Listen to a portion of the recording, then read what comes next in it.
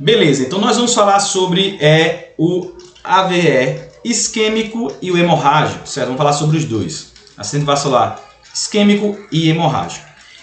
Primeiro vamos começar pelo isquêmico, né? Que é, no caso hemorrágico, a gente vai estudar como complicação do isquêmico, mais do que nada, né?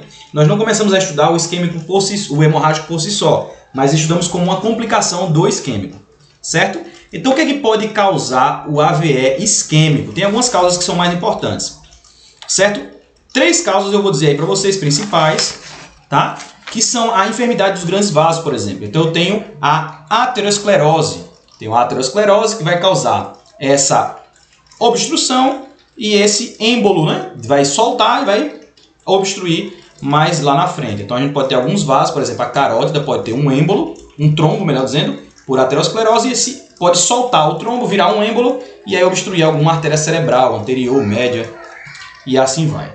A artéria basilar, qualquer uma dessas pode ser obstruída dependendo da localização. Se estiver na carótida comum, né, a gente pode ir para a carótida interna ou para a carótida externa. Agora, se for para a carótida externa, aí já não vou poder ir lá para a interna, né? Então depende de onde tiver a aterosclerose, aí vai soltar e vai mobilizar, certo? E vai obstruir alguma artéria lá na frente, certo? Essa obstrução, dependendo da artéria, do calibre da artéria, vai gerar uma zona de infarto, uma zona de penumbra, né? Que é aquela zona onde tem uma isquemia aguda e depois essa penumbra ela pode virar aí sim um infarto, a necrose dessa área, certo? Do cérebro. Então a primeira coisa, a aterosclerose. A segunda coisa que acontece é a enfermidade dos vasos circunferenciais, como é o caso do cardioembolismo. Então, por exemplo, a gente tem aí que vai afetar cerebral média, vai afetar cerebral posterior, cerebral anterior, o cardioembolismo. Geralmente, os pacientes mais idosos que têm fibrilação atrial, eles vão ter a formação de trombos, né? Por causa desse turbilhonamento de sangue.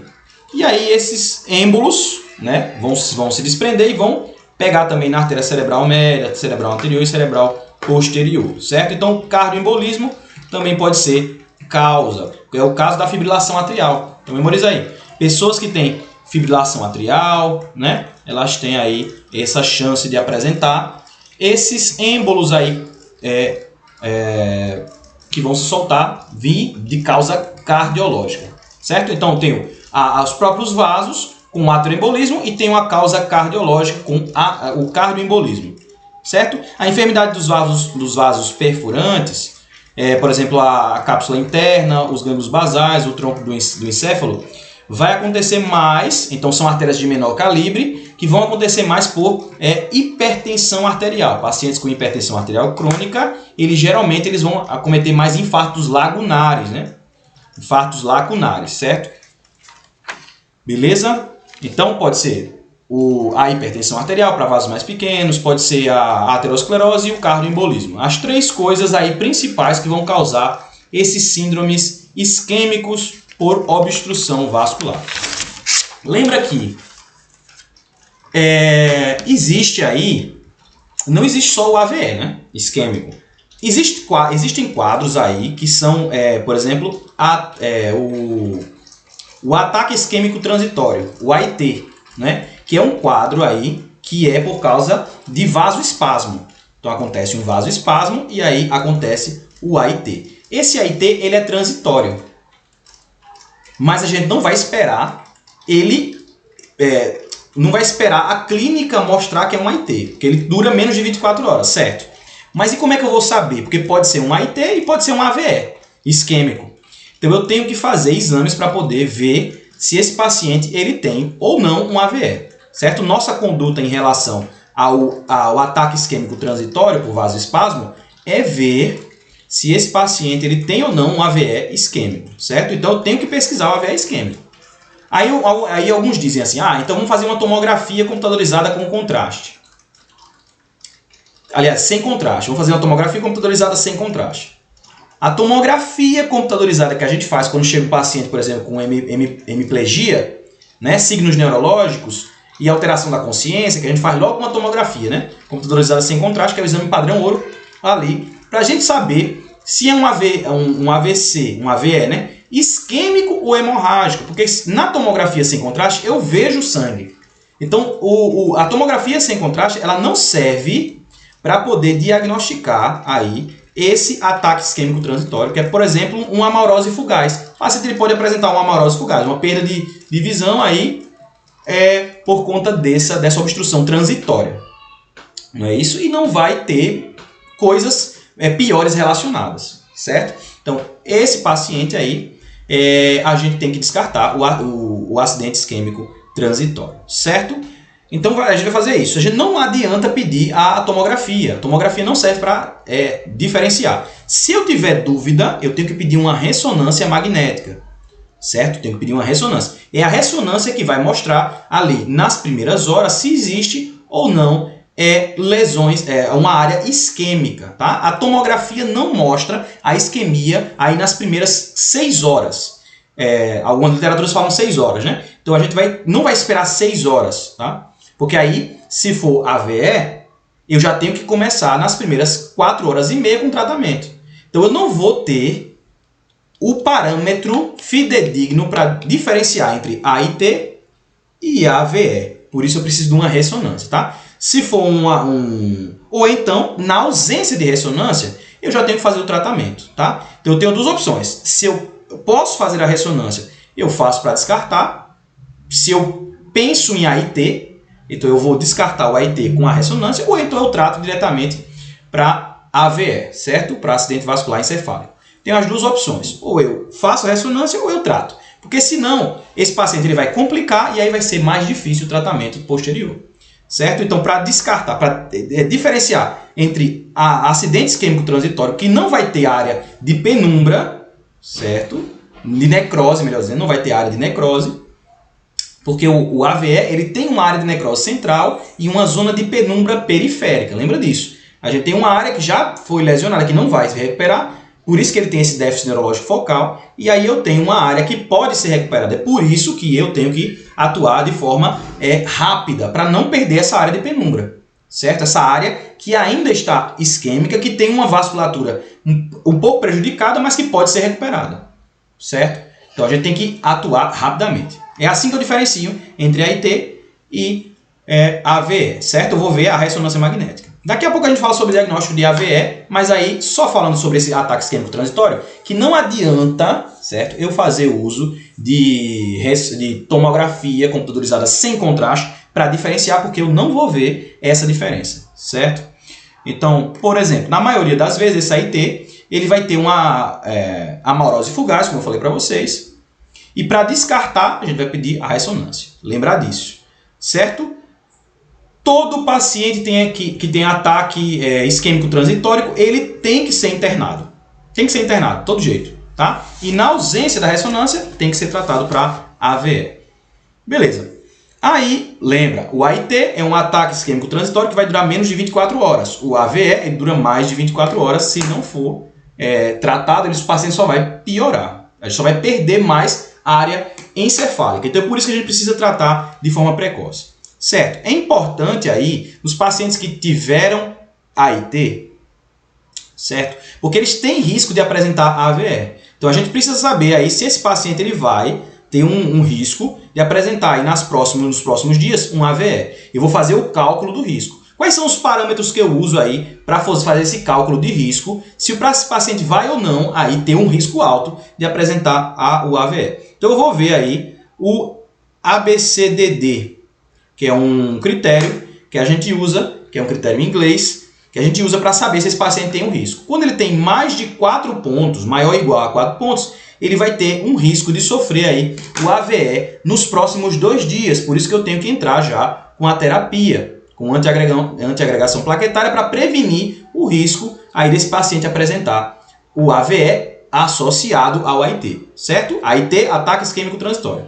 Já fiz a ressonância, já vi que era AIT, agora eu vou classificar o risco do paciente. O que eu vou observar? Eu vou olhar se o paciente tem maior ou igual a 60 anos, que é a idade. O primeiro parâmetro que a gente avalia é a idade. Se a pressão arterial ele tem hipertensão, paciente que tem hipertensão, ele tem maior chance de apresentar o AIT, o AVE, melhor dizendo. Os sinais clínicos, então ele tem paresia unilateral, ele tem alteração da linguagem sem paresia, então ele apresenta a paresia ou apresenta alteração de linguagem? Se apresentar um dos dois, aí eu vou pontuar o paciente. No caso da paresia, se tiver paresia, ele vai ter 2 pontos. E no caso da alteração de linguagem sem a paresia, ele vai ter 1 ponto. Paciente que tem mais de 60 minutos de duração clínica, ele vai ter 2 pontos. E o que tem menos de 60 minutos, ele vai ter 1 ponto. Se o paciente tem diabetes, certo? Diabetes mellitus, então ele também ganha 1 ponto. Então, o paciente que tem mais de 60 anos, que tem hipertensão arterial, que tem paresia unilateral, ou então que tem alteração de linguagem sem paresia, que tem duração mais de 60 minutos, que tem a presença de diabetes, esse paciente tem alto risco de apresentar aí um AVE associado ao AIT. Por isso que eu preciso classificar. Se tiver risco, o que eu vou fazer? Pacientes que têm mais de 4 pontos, maior ou igual a 4 pontos, então eu tenho que fazer a prevenção, certo? Prevenção do risco, no caso, fazer a antiagregação plaquetária nesses pacientes. Certo? Certo. O que mais? Quando eu vou fazer antiagregação plaquetária, eu tenho que saber se eu faço apenas a antiagregação plaquetária ou esse paciente também tem a necessidade de anticoagulação, né? A gente tem que saber, paciente aí, eu só faço a antiagregação ou eu anticoagulo? Aí a gente vai usar outro critério. É aquele critério que a gente conhece como Chades-Vasque. Vocês lembram dele? Que a gente usou lá em fibrilação atrial? Chades-Vasque, né? O Chades-Vasque, a gente já falou quando a gente falou de fibrilação atrial para vocês, né? Ele é um critério que vai ver aí o risco aí, justamente aí desse paciente de apresentar trombos, né? Pacientes que apresentam risco aí de apresentar trombos. São pacientes que têm maior idade. Então, quanto maior a idade do paciente, maior o risco de apresentar trombos, né?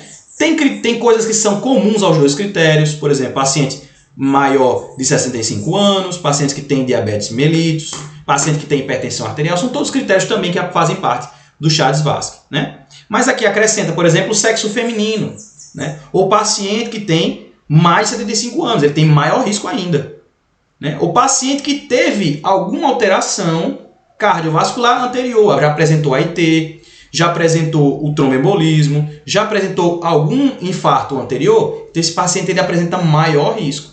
E se apresenta maior risco, se pontua mais de 2 pontos nessa escala de Chades-Vasque, então além da anticoagulação, a gente vai fazer também a antiagregação plaquetária. Desculpa, além da antiagregação plaquetária, a gente vai fazer a anticoagulação, falei o contrário. Além da aspirina, a gente vai fazer uso também da warfarina. Certo? Primeiro a heparina, né? E depois a warfarina nesses pacientes, certo? Então, o que é importante saber disso? Existem pacientes que eu faço a antiagregação plaquetária porque apresentam um maior risco aí de apresentar o AVE nos primeiros 2 dias, certo? A warfarina não serve nos primeiros 2 dias. Se o paciente tiver muito risco, além da aspirina, eu posso fazer uso do anticoagulante oral também, né? Eu posso fazer uso da heparina e depois aí esse paciente permanecer aí com a warfarina, certo? Pacientes de maior pontuação, maior risco, a gente vai fazer a heparina e depois aí a warfarina, certo? Então, 2 ou mais pontos é anticoagulantes orais e 1 ponto aí a gente vai fazer a aspirina. Quando o paciente não tem muito risco, a gente não faz nada. Não dá nenhum tratamento medicamentoso porque ele não tem risco de apresentar nos primeiros 2 dias, certo? Então, são 2 critérios que você pode fazer uso, mas que basicamente falam a mesma coisa. Paciente idoso, paciente que tem hipertenso, paciente que já teve eventos cardiovasculares, que vai mostrar que ele tem aterosclerose, certo? Ou então cardioembolismo, tem fibrilação atrial. Né? Esses pacientes têm alto risco. Então o que é que eu vou fazer? Eu vou fazer a proteção. Se é um paciente de risco intermediário, que apresenta aí uma pontuação baixa, eu vou fazer a aspirina. Se o paciente ele tem alto risco, uma pontuação muito alta, eu faço aí a anticoagulação, certo? Faço heparina. Beleza? Certo. E aí, o que eu vou fazer agora? Lembra que pacientes que tinham fibrilação atrial, que apresentavam aí esse critério de Chades-Vasque com alta pontuação, a gente fazia o quê? A gente fazia anticoagulação por 4 semanas para poder fazer depois a cardioversão, não é isso? Lembra que o tratamento da fibrilação era isso? A gente fazia controle da frequência cardíaca, fazia a anticoagulação por 4 semanas e depois fazia a cardioversão elétrica para para poder reverter essa fibrilação atrial. Lembra disso? Fibrilação atrial, o tratamento, a gente já falou sobre isso em uma outra live.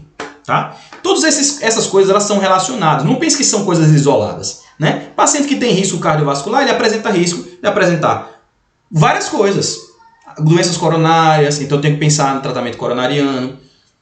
Angina instável, síndrome coronariana agudo, AVE.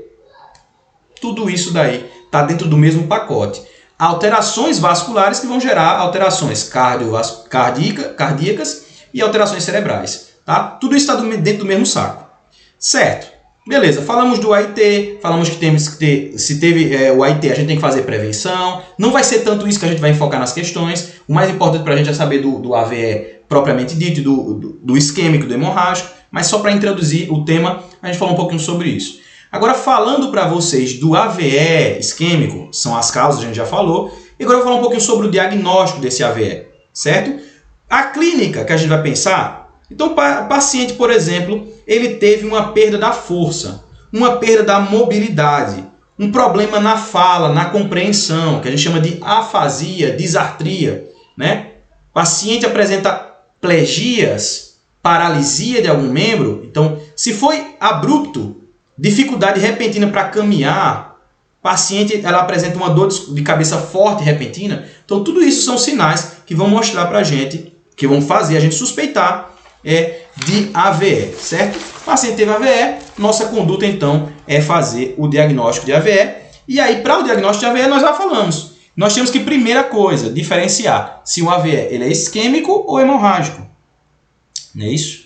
Mas aí eu queria falar um pouquinho para vocês dos padrões de afecção das artérias cerebrais. Principalmente da cerebral anterior, da cerebral média, né? E da cerebral posterior. E também da carótida interna. Tá? Eu vou falar um pouquinho para vocês sobre algumas coisas que são comuns dessas alterações. Então, quando o paciente tem uma alteração, uma oclusão da artéria carótida interna, o que ele apresenta aí? A gente já falou. Ele tem característica de apresentar amaurose fugaz, por causa dessa artéria carótida interna, certo? Paciente que tem alteração da artéria carótida interna vai apresentar amaurose fugaz. Se for da cerebral anterior, o que esse paciente vai apresentar? Vai apresentar hemiplegia, vai apresentar também alteração por exemplo, paresia de braço, pode apresentar alterações esfincterianas, né? O paciente que tem da cerebral média, ele pode apresentar hemiplegia, hemianestesia, tudo isso ele pode apresentar, né? Ipsilateral, contralateral, isso daí para as questões não vai ser importante. O que é importante é você ver. Se você quiser, você pode estudar mais sobre isso, né, para o seu diagnóstico, mas como não é você que vai fazer, se precisar do tratamento cirúrgico, não é você que vai fazer, então não é tão importante a gente pensar do lado da afecção.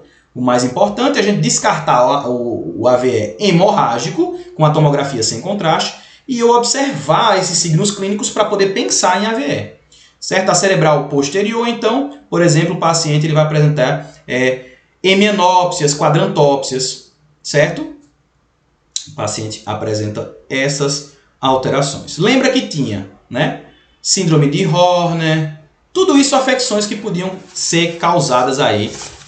Por exemplo, alteração dos óculos motores, também o paciente pode apresentar. Tudo isso pode ser apresentado no caso do AVE. Mas aí, a gente não vai falar sobre os signos, sobre os síndromes específicos, síndromes, por exemplo, lagunares. Não, a gente não vai falar sobre isso, porque o que é importante a gente saber é que no paciente que tem AVE, ele vai apresentar aí alterações da força, da sensibilidade, vai apresentar afasia, vai apresentar alterações da mobilidade da fala, vai apresentar dificuldades da marcha, né? Pode apresentar alterações de visão, certo? Então é isso que ele vai apresentar. Se apresentou isso de forma súbita, eu vou pensar, eita, o paciente pode ter um AVE.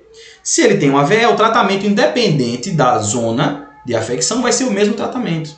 Então não tem por que a gente pensar em diferenciar essas síndromes para as questões, certo? Por isso que eu não vou perder tempo falando sobre isso.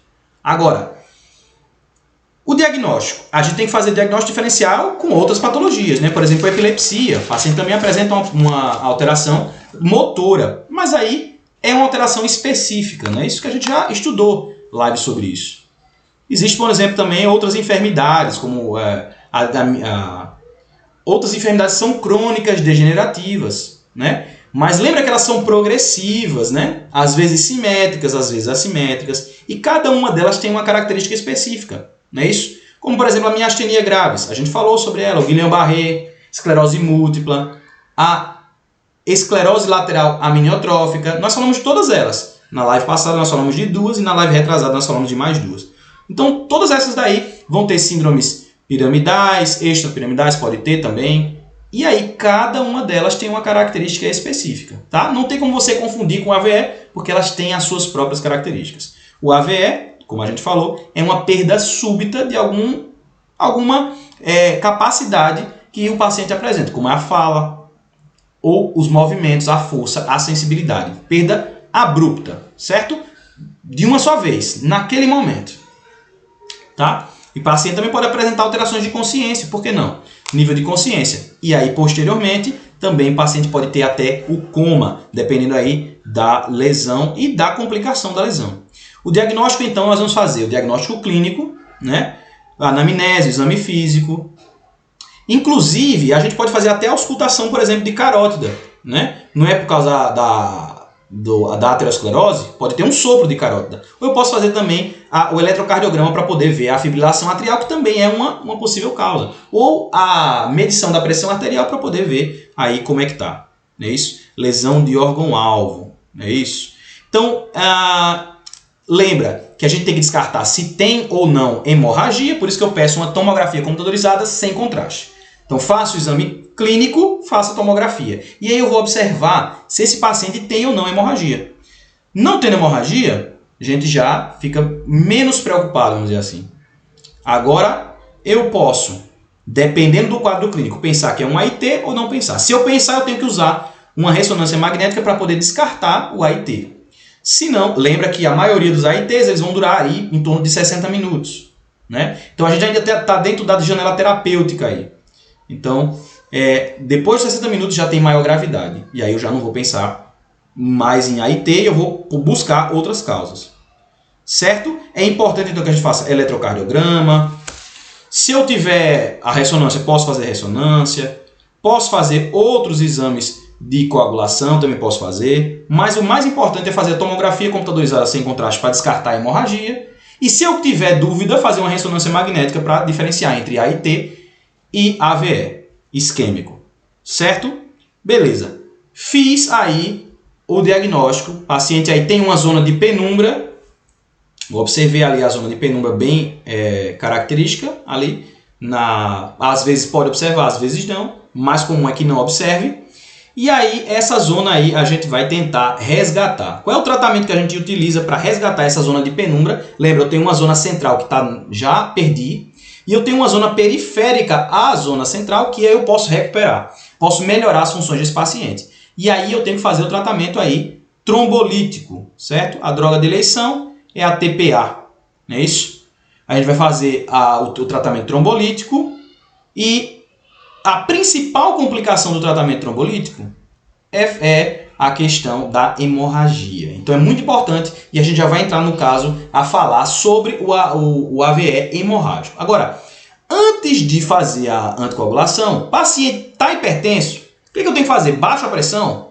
Não baixo a pressão do paciente que tem AVE isquêmico. Por quê? Porque lembra o que eu estou fazendo? Eu estou fazendo um tratamento para poder preservar a zona de penumbra. Se eu baixo a pressão, eu diminuo a perfusão e eu aumento a chance de haver a perda dessa zona. Então, não posso baixar a pressão. Só baixo a pressão nos casos que eu tenho pressão arterial no AVE isquêmico maiores a 220 por 120. Tá? Se eu tiver pressões arteriais maior do que 220 por 120, eu vou baixar essa pressão. Certo? Qual é o fármaco de eleição para baixar a pressão? Depende.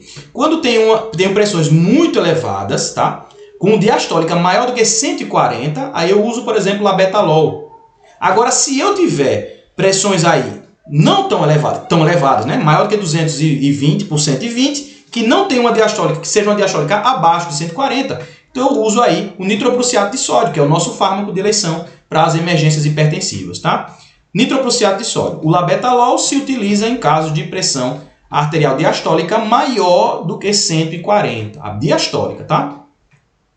Quando a sistólica é maior do que 220 e a diastólica é maior do que 120, a gente faz o tratamento com nitroprussiato de sódio. Baixar essa pressão arterial, aí ter em torno de 10 a 15%, sem prejuízo para o paciente. Quando é AVE hemorrágico, então nós temos que manter a pressão arterial até 180 por 105. Se aumentar mais do que isso, então a gente pode fazer a redução da pressão arterial, nesses casos. E aí o tratamento pode ser feito com nitroprussiato de sódio, com labetalol, metoprolol e outros fármacos também. Mas o nitroprussiato de sódio é o mais utilizado, certo? Que é de emergência hipertensiva, não era isso? Mas como essa emergência hipertensiva ela precisa ficar com a pressão ainda alta, então a gente pode fazer o controle com outros fármacos além do nitroprussiato de sódio. Certinho? Qual é a contraindicação então? Qual é a contraindicação para eu usar o trombolítico? Qual vai ser a contraindicação para usar trombolítico? E aí, em vez de usar trombolítico, eu vou usar aspirina só. Sabe qual é? Qual é a indicação? A indicação você vai usar aí até 4 horas e meia do evento, do sintoma. O paciente começou o sintoma, então você tem uma janela terapêutica de 4 horas e meia. Passou do 4 horas e meia, então você não vai fazer mais a terapia, porque não tem mais eficácia comprovada. Então você vai fazer até 4 horas e meia essa terapia trombolítica. Depois disso é aspirina, certo? Se não for passível de tratamento, eu faço ácido acetil salicílico, porque aí ele comprovadamente demonstra que o paciente ele reduz a mortalidade, certo? Reduz a mortalidade nesses pacientes. Quais são outros critérios aí que a gente vai excluir? Se o paciente tiver qualquer outra lesão hemorrágica que contraindique o trombolítico, nós vamos contraindicar. Então, por exemplo, se ele tem hemorragias em qualquer que seja o lugar, nós contraindicamos ao uso do trombolítico. Se ele teve infarto há menos de 3 meses, nós também contraindicamos. Se ele tem trauma ou então ele tem ACV há menos de 3 meses, nós contraindicamos por causa da chance de hemorragia. Se ele tem hemorragia ativa ou ele apresenta fraturas, nós também contraindicamos. Se o paciente tem plaquetopenia menor do que 100 mil, também contraindicamos. Certo? Então, qualquer coisa que mostre que esse paciente tem risco de apresentar hemorragia, ou ele tem uma hemorragia já instalada, nós vamos contraindicar o trombolítico, certo? Mas aí, se não, nós fazemos uso do trombolítico. Beleza? Certo. Então, se não posso fazer o trombolítico, eu vou fazer a aspirina, porque a aspirina reduz a mortalidade, certo? Comprovadamente reduz a mortalidade. Certo. Falamos muita coisa. Vamos fazer aqui, deixa eu ver se a gente faz aí pelo menos umas 2 questões para a gente poder virar o tema. Falar do hemorrágico. Vamos fazer essa daqui, ó. Questão 57. Acho que é essa. Deixa eu ver aqui se é essa mesmo. Questão 57. Isso, vamos fazer a 57. Diz assim, ó. Maura, de 64 anos, é examinada no hospital apresentando enfraquecimento do braço direito e queda facial do lado esquerdo. Sua pressão arterial está em 180 por 105 milímetros de mercúrio. Qual a conduta para hipertensão? Assinale a alternativa correta. Letra A. Reduzir a pressão arterial para menos de 160 por 80 por meio de administração de labetalol. Letra B. Reduzir a pressão arterial para menos de 130/80. Letra C. Reduzir a pressão arterial para menos de 160/80, caso seja elegível para receber RTPA. Letra D. Reduzir a pressão arterial para menos de 160/80 por meio de administração de nitroprussiato de sódio. Letra E. Não intervir na pressão arterial do paciente, mas continuar a monitorá-la. E aí? Qual é a resposta que vocês dariam aí nesse caso dessa paciente? Letra A, B, C, D ou letra E?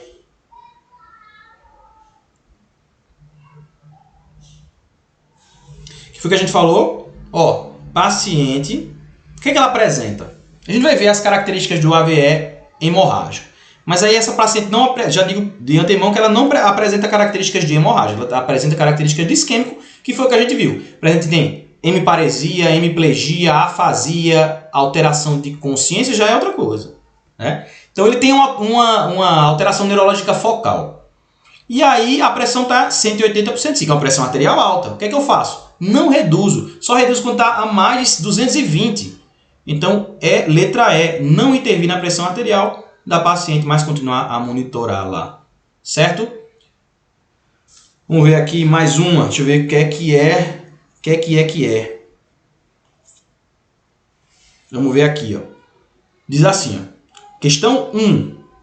Certo? Mulher de 68 anos de idade é hipertensa em uso de losartana 50 mg ao dia e diabética em uso de metformina 1 gramo ao dia. Apresentou subitamente às 5 horas cefaleia holocraniana de moderada intensidade, latejante, além de dificuldade para mover o membro superior e inferior direitos e desvio de rima labial para a esquerda. No exame clínico, bom estado geral, consciente, orientada temporal e espacialmente, afebril, anictérica e acianótica. Pressão arterial de 150/102. Pulso de 72, irregular. Ausculta cardíaca, com bulhas arrítmicas e normofonéticas em 2 tempos. Sem sopros. Apresenta hemiparesia completa e proporcionada grau 3 à direita. Disartria, anomia e hemihipoestesia. Completa à direita. O restante do exame clínico está sem alterações. Foram realizados os exames a seguir. Ó, tomografia de crânio. Tá ruim de ver, mas deixa eu aumentar aqui. Tá muito ruim de ver. Essa tomografia tá muito embaçada, não dá para vocês verem o que eu tô vendo. Mas essa paciente, ela apresenta uma zona aí. Vou dizer o que eu tô vendo, tá? Ela apresenta uma zona escurecida na tomografia, tá? Não dá para ver por causa da imagem, né? Eu consigo ver aqui no computador, mas não sei se vocês estão conseguindo ver, mas é isso que essa paciente apresenta, uma zona aí de escurecimento. Agora vamos ver só um detalhe aqui, que às 5 horas, ó. Eita, meu Deus, onde é que foi?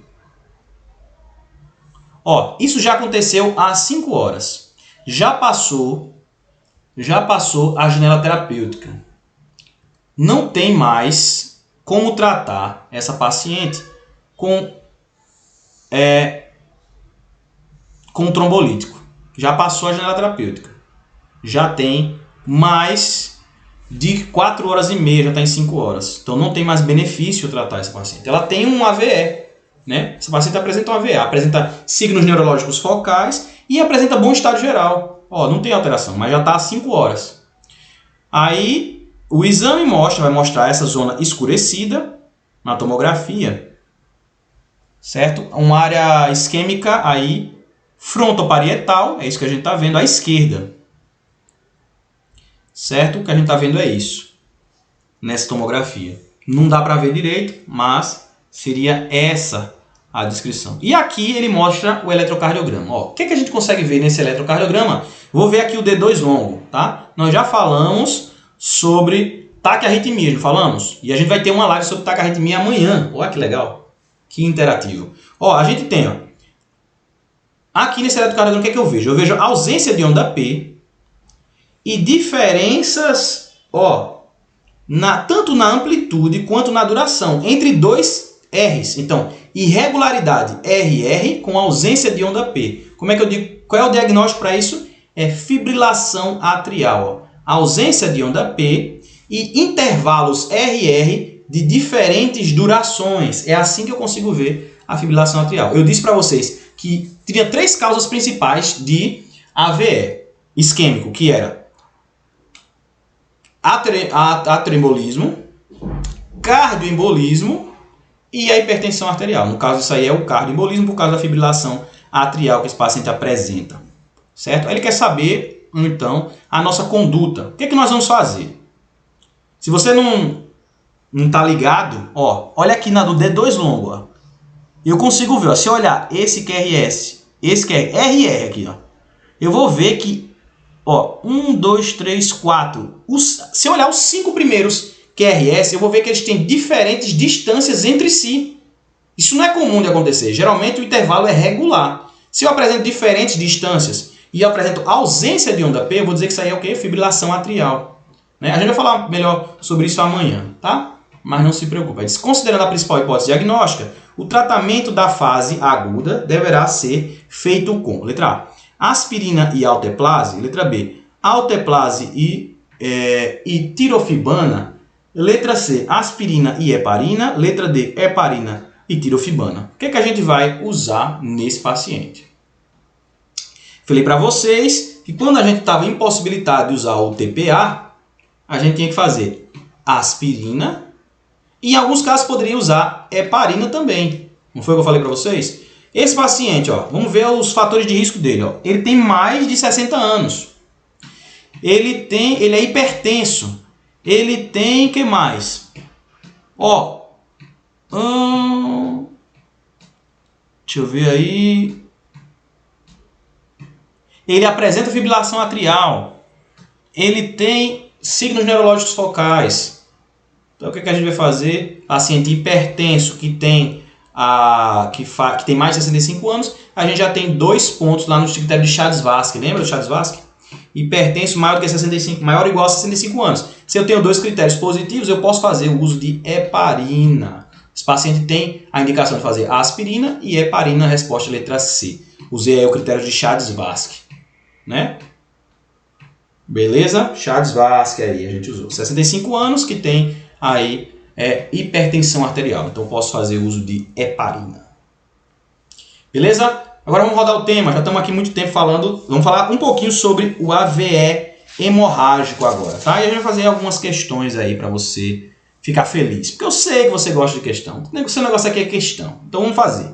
Tá? Sobre o AVE hemorrágico, eu vou falar ele como uma complicação do isquêmico. Então, nós já falamos sobre quase tudo. Vamos falar só sobre 2 pontos aí do AVE hemorrágico. Geralmente, a gente vai ter 2 padrões aí que vão ser característicos do AVE hemorrágico. A gente pode ter hemorragia intracraniana por várias coisas. A gente pode ter, a hemorragia intracraniana e podemos ter os hematomas subdural, epidural, o subaracnoide. Então, pode ter um monte aí de coisas que nós podemos fazer, nós podemos ter. No caso das hemorragias, dos AVEs hemorrágicos, os 2 padrões principais que vão aparecer em questões e que são importantes para a gente memorizar são a hemorragia intraparenquimatosa e a hemorragia subaracnoide, certo?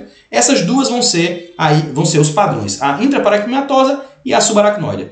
Esses 2 padrões nós temos que pensar sobre eles a respeito, tá? Geralmente, o que acontece na hemorragia intraparenquimatosa é que acomete pacientes mais idosos, ou então pacientes acima de 50 anos. A gente vai começar a pensar nessa hemorragia intraparenquimatosa nesses pacientes maiores de 50 anos, que têm hipertensão arterial crônica, tá? Hipertensão arterial sistêmica crônica, e geralmente essa hemorragia intraparenquimatosa ela é consequência da ruptura de microaneurismas que esses pacientes apresentam por causa dessa hipertensão arterial sistêmica crônica, certo? Então, o paciente que é maior do que 50 anos, que apresenta AVE hemorrágico, geralmente ele é causado por ruptura de microaneurismas, certo? São pacientes aí mais idosos e tem a perda já súbita da consciência, tá? Uma alteração do estado geral súbito. Isso que vai acontecer nesse paciente. Agora, os pacientes que têm hemorragia subaracnoide, eles são pacientes mais jovens, então vou pensar em pacientes que têm menos de 50 anos, que não têm hipertensão arterial sistêmica geralmente, certo? E que vão apresentar essa hemiplegia, vai ser mais tardia, tá? Ele vai apresentar hemorragia e essa alteração ela vai ser mais tardia. Vai apresentar essa alteração de forma mais tardia, certo? Paciente, então, com hemorragia intraparenquimatosa tem a alteração mais precoce, e com hemorragia subaracnoide tem a alteração mais tardia. Por quê? Porque geralmente essa alteração, essa hemiplegia, acontece por causa da inflamação que o sangue acarreta.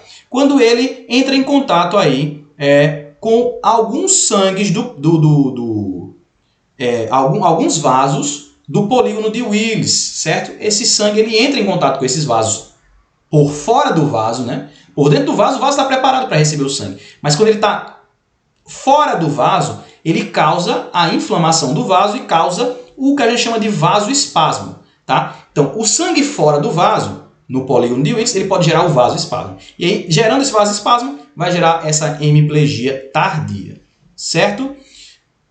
signo aí característico dessa hemorragia, que pode aparecer nas suas provas como um dado para você lembrar, é a hemorragia hialóidea, certo? Subhialóidea, tá? A hialoide é uma membrana, então, que ela reveste o corpo vítreo.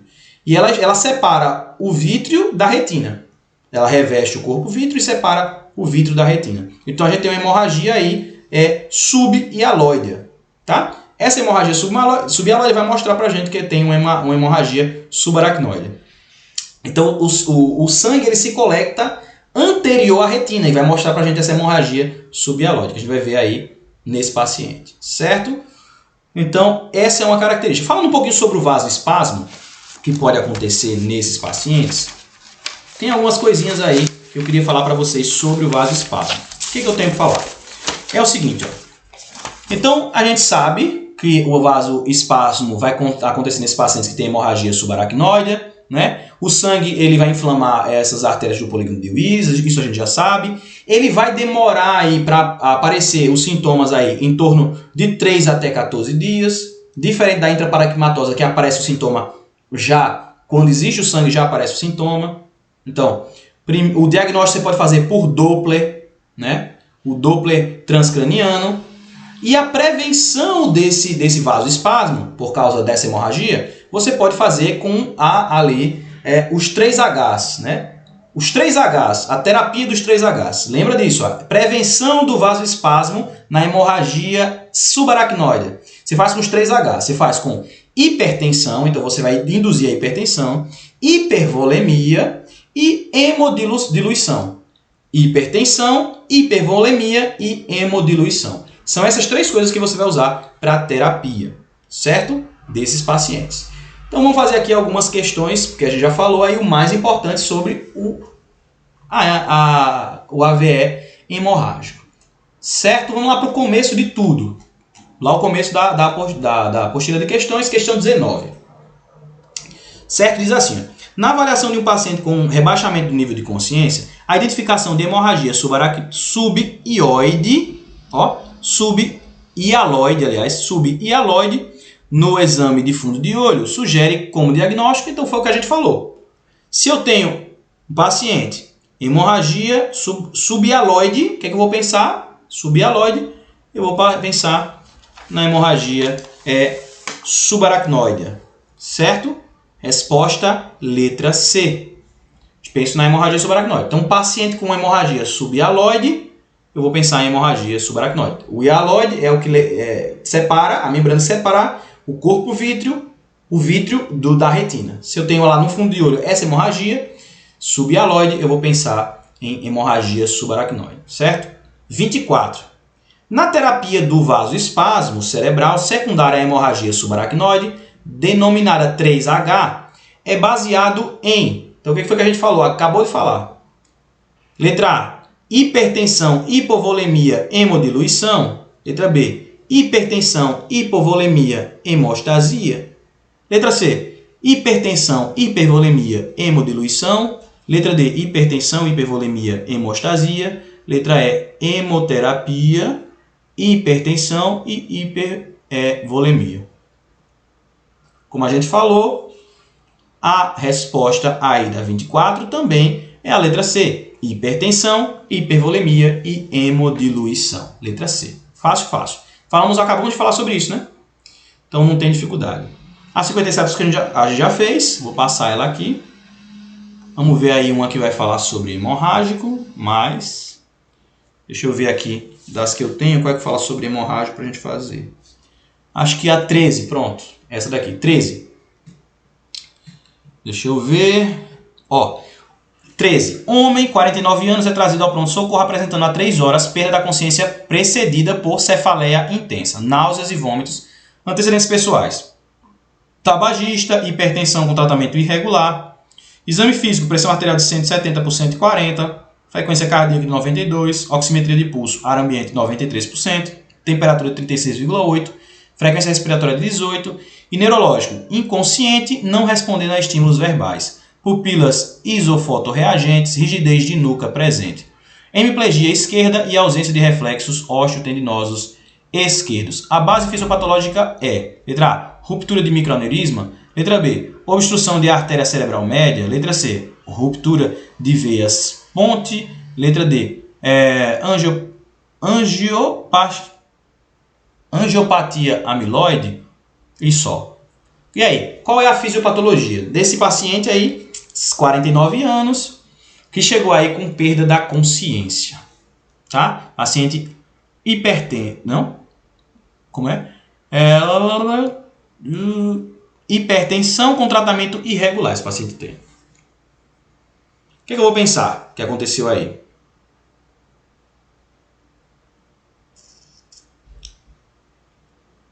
Paciente menos de 50 anos. Eu penso no quê? Eu penso em subaracnoide, menos de 50 anos, né? E geralmente o subaracnoide é feito por quê? Ruptura de microaneurismas, que vai gerar o sangue. Ó, primeiro que ele teve, apresentando há 3 horas perda da consciência precedida por cefaleia, náuseas e vômitos. Só faltou ele dizer o tempo do início, mas não teve como saber, né? Do início dos sintomas para poder apresentar aí essa perda da consciência. Se tivesse falado, aí era melhor ainda. Mas tudo bem. Letra A, ruptura de microaneurismas, né? Que é o que a gente falou. Deixa eu ver aqui se a 9 ela é sobre... Vamos ver aqui, ó. 9. As recomendações clínicas em um episódio cerebrovascular agudo apresentam evidência clínica baseada em ensaios clínicos e em medicina por evidência. Considerando as recomendações relativas ao atendimento do AVC em adultos, no tratamento dos pacientes em ataque cerebrovascular isquêmico agudo, para diminuir o risco de morte e dependência, deve-se usar, letra A, hipotermia, letra B, antiagregação plaquetária, letra C, anticoagulação imediata, letra D, corticoterapia. E aí, o que vocês acham que realmente tem indício de diminuição da mortalidade, da mortalidade desses pacientes? O que é o fármaco aí que mais tem essa relação com a redução da mortalidade? Hipotermia, antiagregante plaquetário, anticoagulação imediata ou corticoterapia? O que vocês marcariam aí?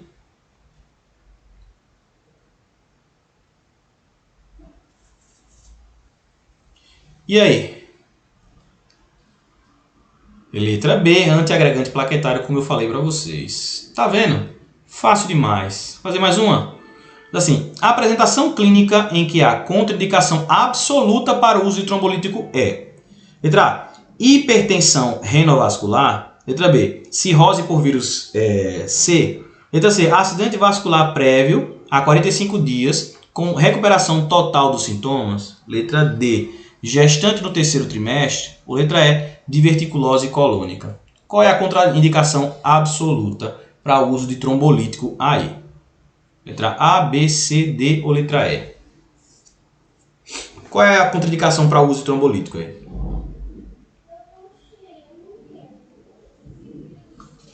Contraindicação. Onde é que eu não posso fazer o trombolítico de jeito ou maneira? A gente falou sobre isso. E aí?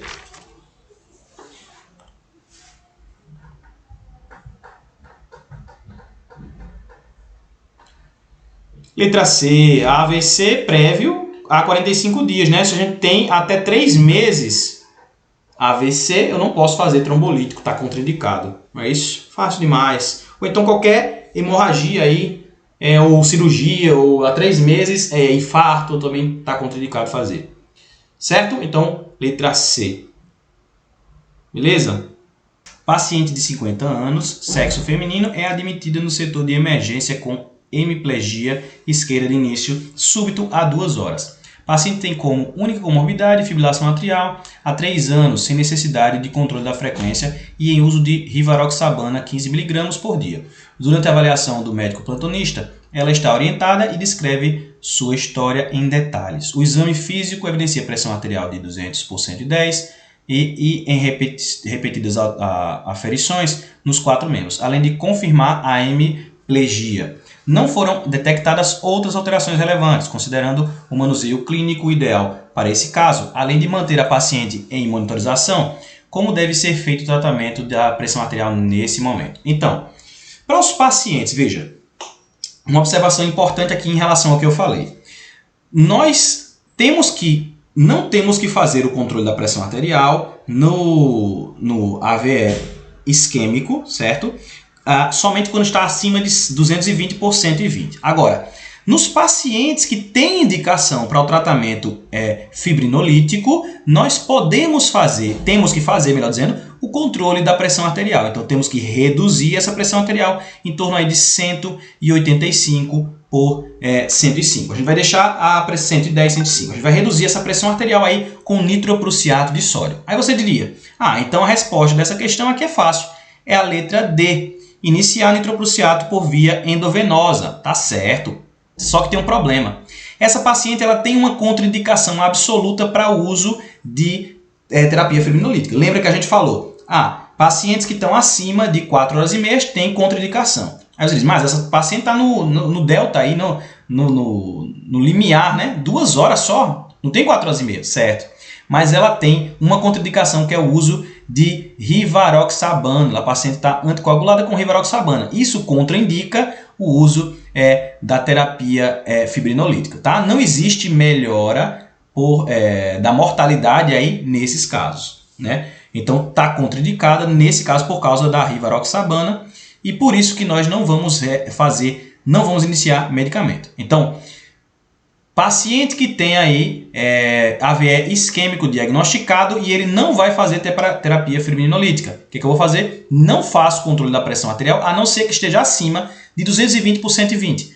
Pacientes que têm, sim, indicação fibrinolítica, não tem nenhuma contraindicação, aí eu posso fazer a redução da pressão arterial com nitroprussiato de sódio e eu vou fazer acima de 185 de sistólica, eu vou fazer aí o controle dessa pressão arterial, certo? Vou aí pensar em fazer o controle quando está acima de 185 de sistólica, certo? Nesse caso aqui a paciente já estaria acima de 185, mas como ela tem contraindicação para fazer a fibrinólise, então a gente vai manter essa paciente aí sem o controle, tá? Não vou fazer fibrinólise e não vou fazer controle da pressão arterial, resposta letra A.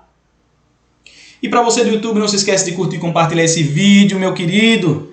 Deixa aqui o seu comentário, que é muito importante para as pessoas aí saberem o que você está achando, como é que foi. Quando o cara já abre o vídeo, já vê o seu comentário, vai dizer, o vídeo é bom, vou assistir. Se você gostou, deixa aqui o seu like. Se não, fica à vontade para deixar ou não. E também não se esquece de se inscrever no canal e também deixar aqui clica aí no sininho para que você possa receber vídeos, né? Os vídeos da gente do canal você recebe na sua caixinha de vídeos do YouTube. Beleza? Tchauzinho, bons estudos e até o próximo vídeo.